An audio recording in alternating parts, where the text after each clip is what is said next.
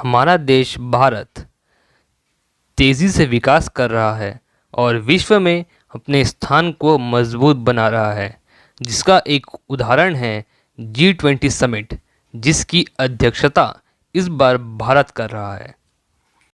नमस्कार दोस्तों, स्वागत है आप सभी का हमारे स्पेशल सेक्शन ज्ञानी इंसान में।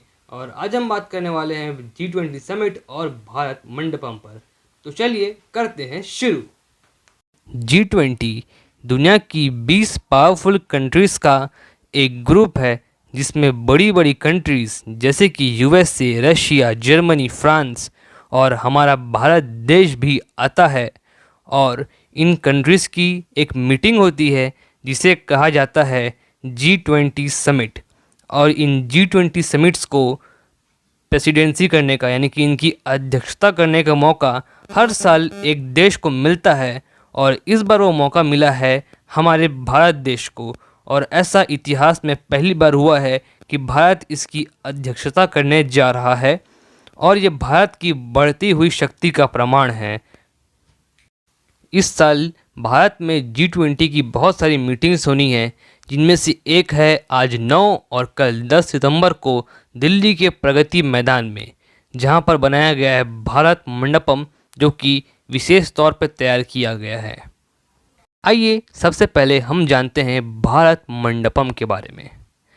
भारत मंडपम दिल्ली के प्रगति मैदान में तैयार किया गया एक कन्वेंशन एंड एग्जीबिशन सेंटर है, जो कि विश्व के top 10 exhibition and convention centres में अब आएगा, और इसकी कैपेसिटी है 7000 पीपल्स की।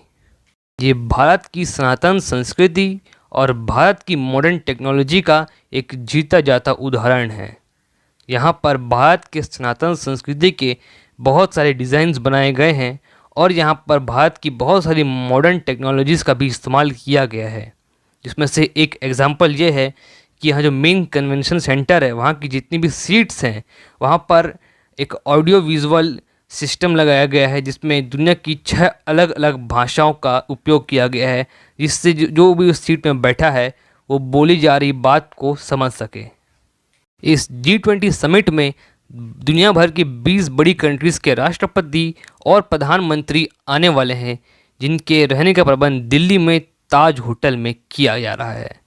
और वहाँ पर मेहमानों का स्वागत करने के लिए भी सनातन संस्कृति का ही इस्तेमाल किया जा रहा है, जहाँ मेहमानों का तिलक लगाकर, फूलों की माला पहना के और फूल बरसा के उनका स्वागत किया जाएगा। और साथ ही साथ जो भारत मंडपम का मेन गेट है, उसके सामने लगाई गई है नटराज की एक विशाल प्रतिमा, जो कि 27 फीट की है और इसकी चौड़ाई 21 फीट है। और ये पावर और कॉस्मिक एनर्जी का सोर्स माना जाता है। इस वजह से इनकी मूर्ति यहाँ पर लगाई गई है, जो कि भगवान शिव का एक प्रतीक है। और इसी मंडपम में होने हैं दुनिया भर के बड़े फैसले, इस वजह से इस मूर्ति को यहाँ पर लगाया गया है, जो कि भारत की सनातन संस्कृति को दिखाता है। इस भारत मंडपम के ज़रिए प्रधानमंत्री श्री नरेंद्र मोदी जी विश्व को ये संदेश देना चाहते हैं कि भारत वासुदेव कुटुंबकम पे विश्वास रखता है, यानी कि विश्व है एक परिवार, पूरा विश्व एक परिवार है, इस पे भारत विश्वास रखता है।